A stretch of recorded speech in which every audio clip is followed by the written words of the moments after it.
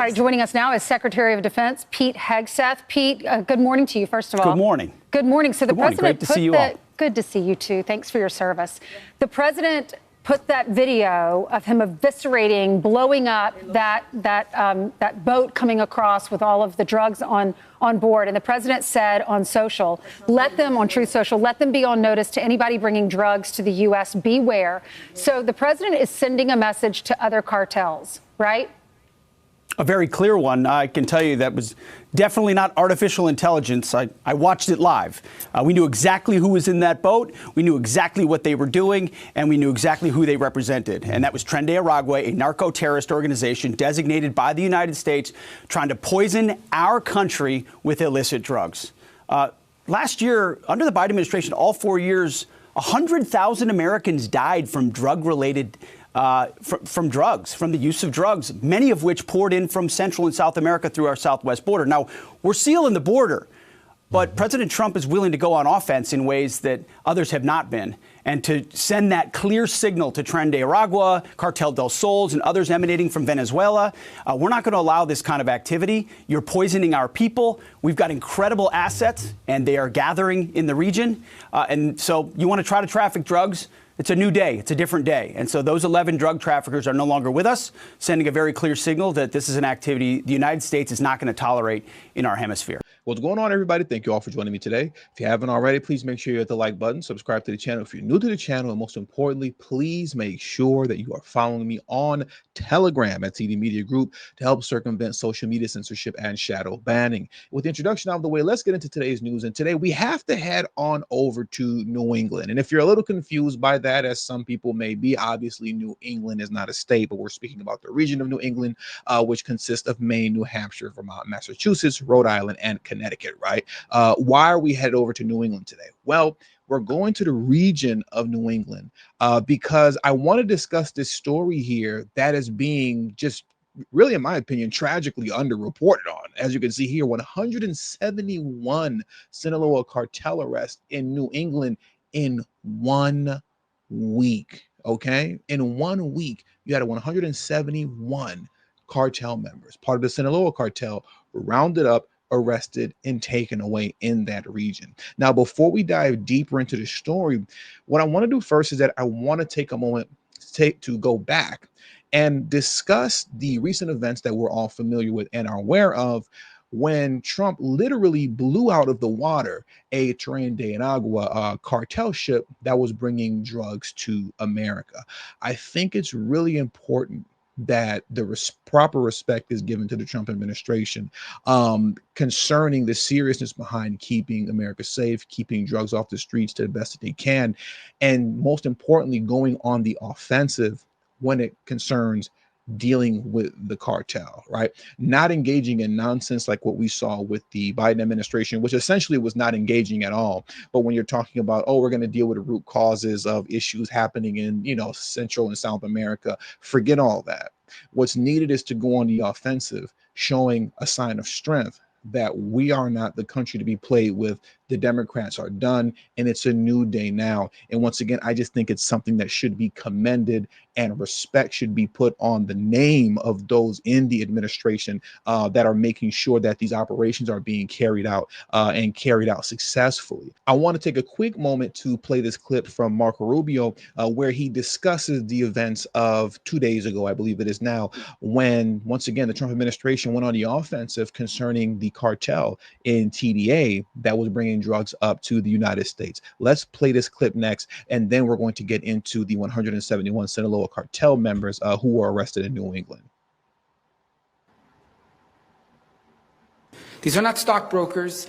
These are not real estate agents who on the side deal a few drugs. These are organized, corporate structured organizations who specialize in the trafficking of deadly drugs into the United States of America. They pose an immediate threat to the United States. Period. If you're on a boat full of cocaine or fentanyl or whatever headed to the United States, you're an immediate threat to the United States.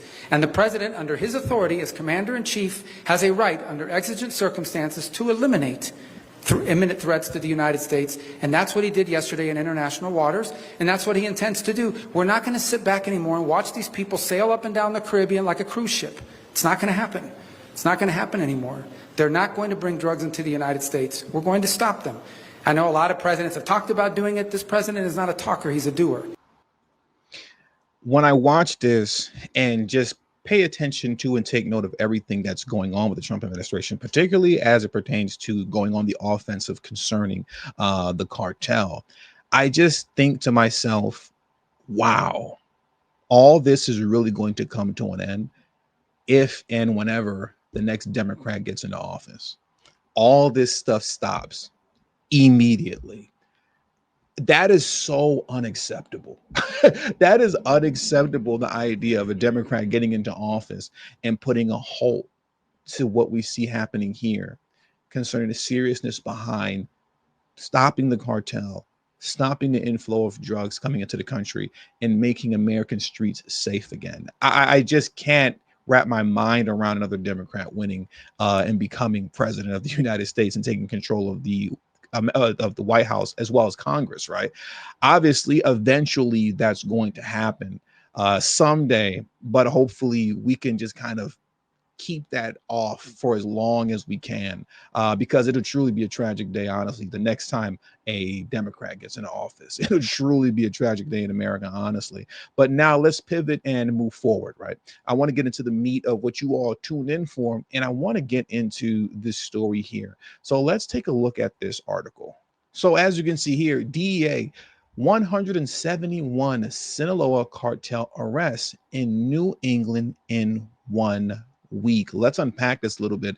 The U.S. Drug Enforcement Administration says a week-long cartel crackdown led to 171 arrests of cartel members in New England alone. The DEA says all those arrested were tied to the Sinaloa cartel, a Mexico-based network considered the largest drug cartel in the world. And I quote, they are our public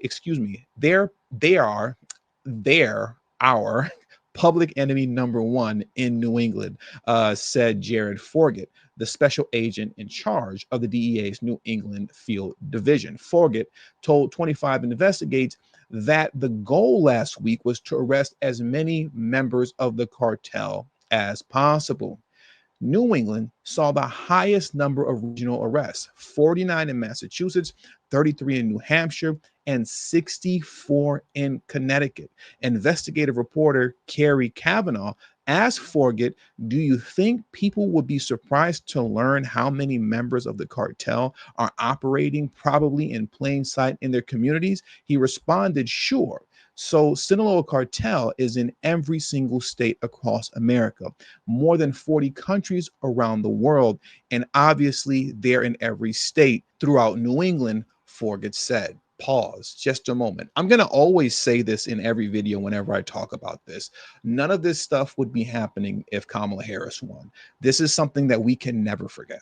We can never forget and take what's happening right now for granted. If Harris Walz won the election, none of this would be happening, and New England would be saturated with 171 more Sinaloa cartel members in their community, pushing drugs, taking the lives of their children with fake pills. And that's what we're going to get into next concerning the second half of this article, right? They're putting together these fake pills that are really fentanyl, but they're passing it off as Adderall. They're selling it to our children through social media apps. And then, kids are overdosing off this. Look at this here. Check this out. The threat is reaching some people who have no idea they're buying potentially deadly counterfeit pills. And I quote, we see fentanyl powder and we see counterfeit pills that are made to look like legitimate pills, notably M30. M30s are counterfeit Oxycontin pills. Forget said the DEA is increasingly seeing counterfeit stimulant pills made to look like Adderall. I'm a DEA agent and I cannot tell the difference between a fake one and a real one, Forget said. Among the drugs seized during the operation, more than 22,000 counterfeit pills, purple fentanyl powder, and packaging stamped with the Sinaloa cartel logo were taken into custody. Targeting young people. Now we're going to get into the youth. Forget warned that the cartel is targeting unsuspecting young people online through common social media apps. And I quote, so we need to remind parents, schools, caregivers, everybody in the community, have those conversations with each other. Have them with your kids, Forget said. These people are monsters. They're targeting children. They know these are bogus pills, right? They know that they're laced with all type of, what did they say, purple fentanyl? I didn't know fentanyl was purple, or maybe that's something new. I don't know anything about this kind of stuff. But my point is that they know that they're sending and selling bogus pills to children, and they don't care. Yet the Trump administration will be demonized for going on the offensive, for removing members of TDA and the Sinaloa cartel from off of the streets of America. Truly bizarre stuff, man. Truly bizarre stuff going on in this country when you're talking about the lunacy of the DNC. As we bring this article to a close, where it reads here, Fighting the Network, 25 investigative asked, 171 arrests throughout New England. Does that make a dent? And I quote, we're the DEA.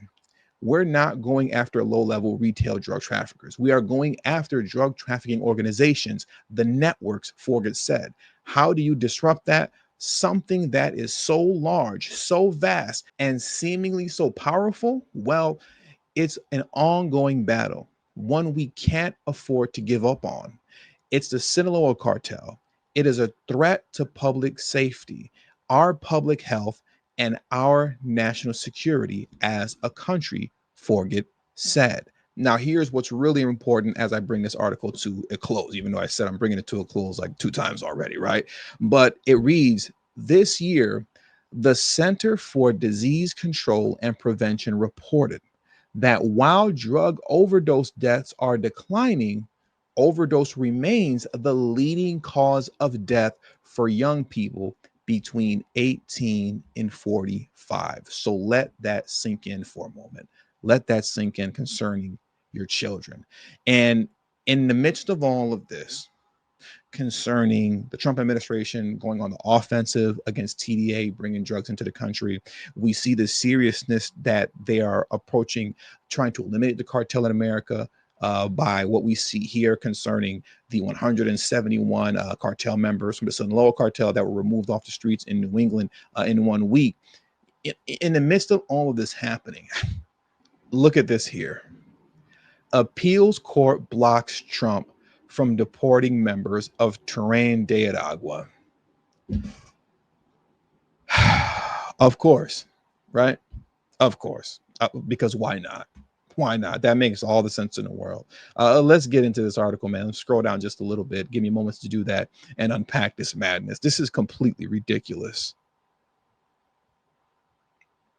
Check this out. A federal appeals court ruled on Tuesday that the Trump administration cannot speed the deportations of migrants accused of being members of the Venezuelan gang Tren de Aragua using an 18th century wartime law.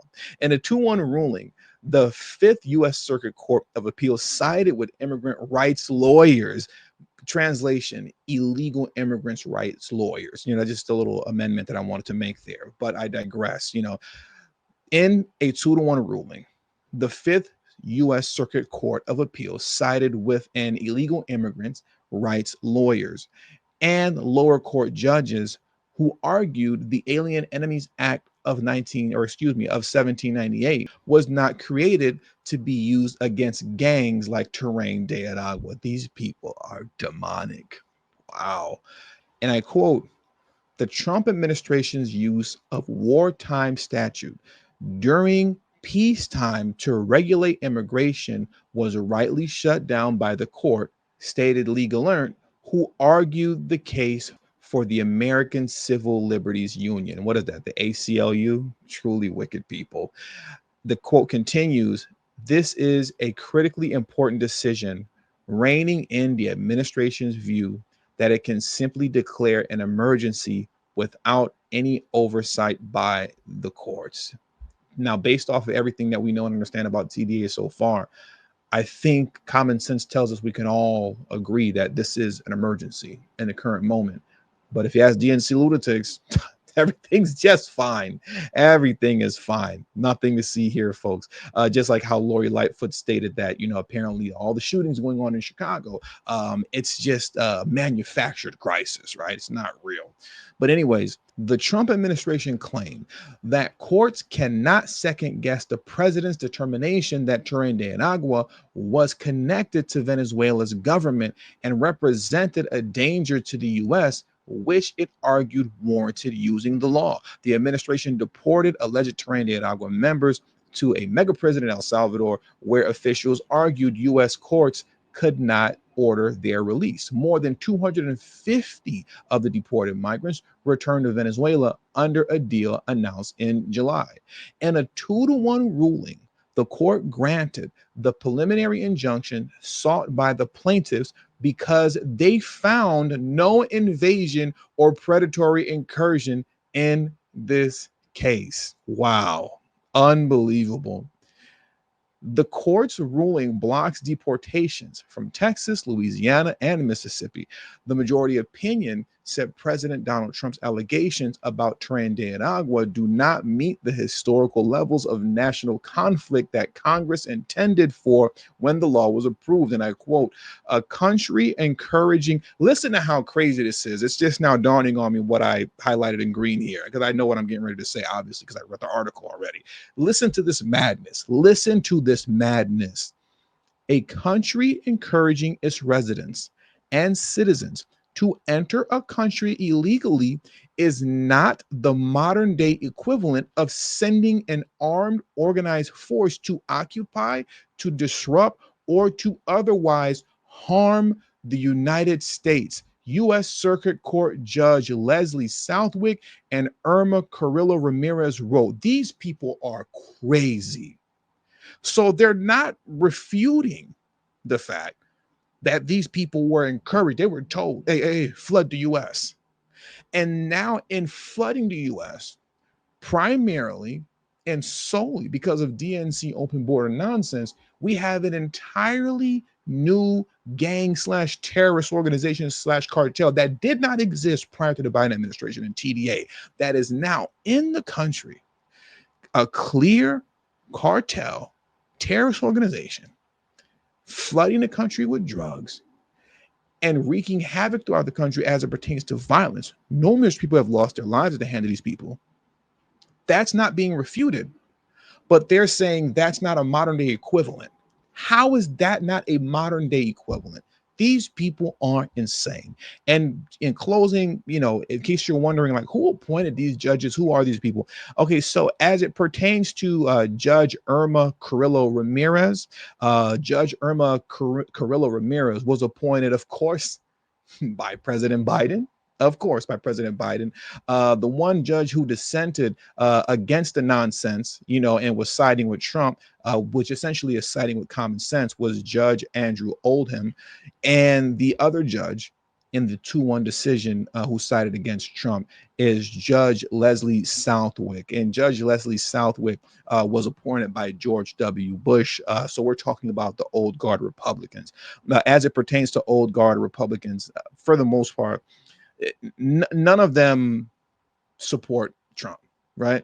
All pre-MAGA Republicans, for the most part, that had any sort of credibility, way back, they're all pretty much on the outskirts and on the side of liberals when it comes to being against Trump in everything that he does. So it's not surprising that this guy, Leslie Southwick, who's appointed by George W. Bush, is siding against Trump. Because once again, no old guard Republican, for the most part, that I've seen side with Trump on anything. But in closing, man, it's truly mind-blowing, really sitting back and watching how all of these lunatics are legitimately pushing back against and fighting against keeping Americans safe, keeping drugs off the street, kicking gangs out the country, putting gang members in jail. I just, what can you say? What can you say? I mean, there's a lot that I could say, but I can't say it on YouTube, obviously. I can't. There's a lot that I could say, but I'll just say this much in closing.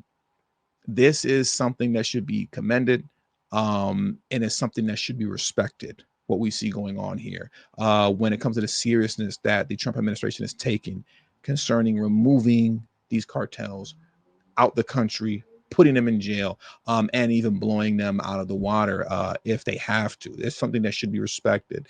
But instead of respecting it, obviously, we have DNC lunatics like Mayor Michelle Wu out of Boston that make it a point to actively fight against these efforts to keep the streets of America safe. Let's check this out as I bring this video to a close. We've all seen this already, but I think it's definitely worth playing it one last time, or one more time, I should say, because it's very relevant to the conversation.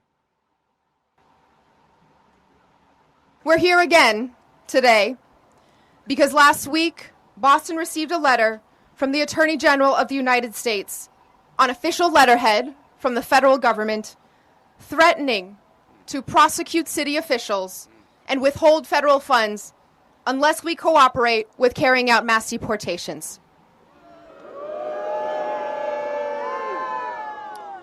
At a time when this federal administration is already causing so much fear and harm in our communities, these threats are serious and consequential. But our same communities have told me loud and clear that silence in the face of oppression is not an option.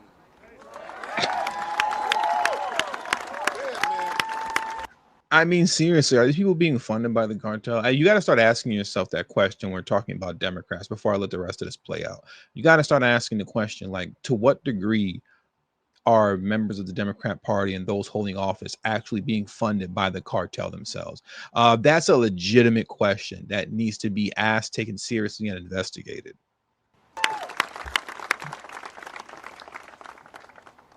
The U.S. Attorney General asked for a response by today. So here it is.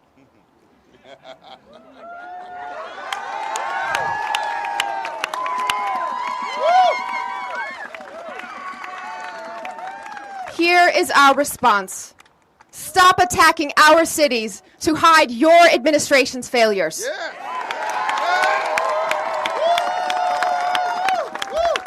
Unlike the Trump administration, Boston follows the law. And Boston will not back down from who we are and what we stand for. That woman is going to get you all. Okay? That's what's going to happen over there. And we'll just leave it at that. With all that being said, that does it for today's news. So please hit the like button on your way out. Subscribe to the channel if you're new to the channel. Share this video on your social media platforms. And please do not forget to follow me on Telegram. That is extremely important that you do that. Please follow me on Telegram. The link to my Telegram is in the description box below and pinned in the comment section as well. Thank you all for your time. Until the next video, peace and have a great afternoon.